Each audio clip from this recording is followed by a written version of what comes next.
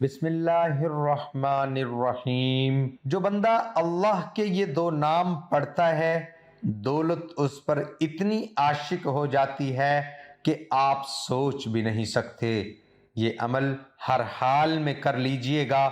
اس تسبیح میں ایک راز ہے جو آپ کی پوری زندگی بدل دے گا۔ محترم ناظرین، آج میں اپنے تمام بھائیوں اور بہنوں اور دوستوں کو اللہ پاک کے دو ایسے اسم مبارک کے بارے میں بتانے جا رہا ہوں کہ اگر آپ ان اسم مبارک کو پڑھتے رہا کریں گے، ان کا ذکر کرتے رہا کریں گے اور ان کا ورد کرتے رہا کریں گے تو یقین کریں آپ پر دولت اتنی عاشق ہو جائے گی، اتنی دولت آپ کے پاس آ جائے گی کہ کبھی آپ لوگوں نے سوچا بھی نہیں ہوگا کہ اللہ پاک آپ کو اتنی دولت سے نواز دیں گے۔ جو شخص یہ یقین رکھے کہ اللہ دے گا تو اسے اللہ ضرور دے گا، کیونکہ دینے والا صرف اللہ ہے جس نے ہمیں پیدا کیا ہے۔ وہی ہمیں رزق دے گا اور وہی ہمیں دولت سے نوازے گا۔ اور جو شک میں رہے گا، جس کا اللہ پر بھروسہ کمزور ہوگا، یقین کمزور ہوگا، وہ پریشان ہی رہے گا۔ دوستو، انسان جتنا شکر ادا کرے گا، اللہ رزق کے دروازے کھولتا چلا جائے گا۔ ہر حال میں اللہ کا شکر ادا کرتے رہا کریں، جیسے بھی حالات ہوں اس کا ہر وقت شکر ادا کرتے رہا کریں۔ پھر دیکھیں وہ آپ کو وہاں سے عطا کرے گا جہاں سے آپ کی سوچ بھی نہیں پہنچی ہوگی۔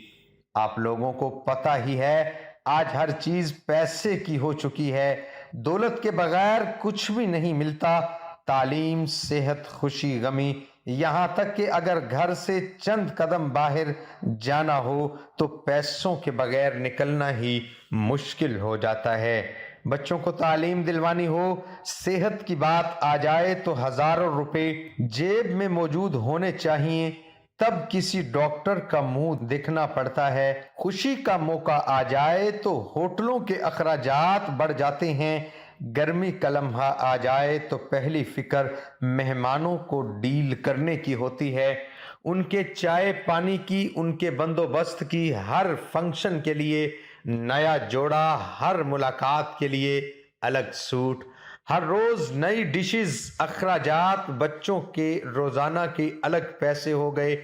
یعنی کہ اس طرح مل ملا کر اتنی دولت بن جاتی ہے، اتنا پیسہ بن جاتا ہے کہ ایک عام انسان کا، عام آدمی کا چھوٹی سی من سے اور چھوٹی سی نوکری سے گزارا بہت مشکل ہو جاتا ہے۔ تو میں چاہتا ہوں کہ آپ لوگوں کو اللہ پاک کے دو ایسے اسم مبارک کے بارے میں بتا دوں، ایک ایسا عمل بتا دوں کہ اگر آپ اس عمل کو کرتے رہا کریں گے، اللہ پاک کے ان اسم مبارک کو پڑھتے رہا کریں گے، تو جس طرح ایک انسان کو دوسرے انسان سے پیار ہو جاتا ہے، عشق ہو جاتا ہے، یقین کریں کہ اگر آپ دولت کی نیت سے پڑھیں گے تو دولت کو آپ پر عشق ہو جائے گا۔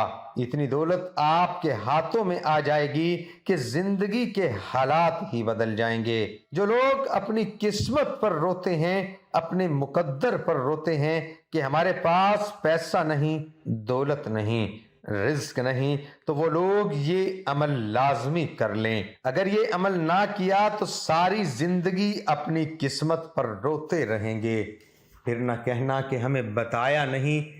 اسی لیے آپ سے گزارش ہے کہ اللہ پاک کے دو اسم مبارک ہیں، وہ کس طرح سے آپ لوگوں نے پڑھنے ہیں کہ دن میں یا رات میں کسی بھی وقت جب آپ فارغ ہوں تو اللہ پاک کے دو اسم مبارک اس طرح پڑھیں: المالک لا الہ الا اللہ، القادر المالک سب کا بادشاہ، لا الہ الا اللہ القادر ہر شے پر قادر، قدرت رکھنے والا۔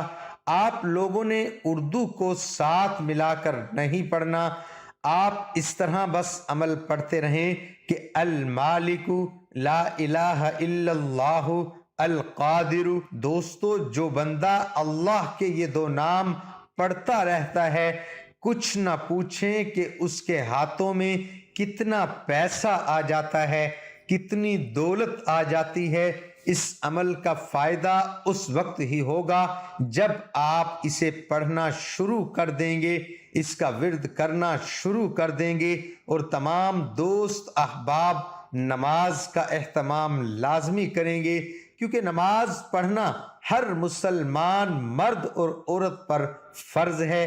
حسن اخلاق کی ایک پہلو کے اعتبار سے تعریف حسن اچھائی اور خوبصورتی کو کہتے ہیں۔